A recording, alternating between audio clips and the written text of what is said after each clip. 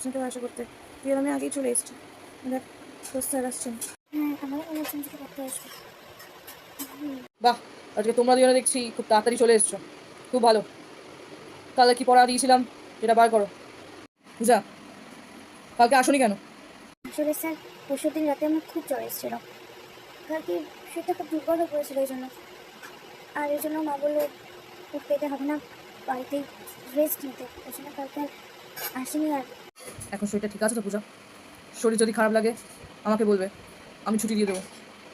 না স্যার, এখন একটু শরীরটা ঠিক আছে, আর অসুবিধা হলে আপনাকে তো বলেই দেবো।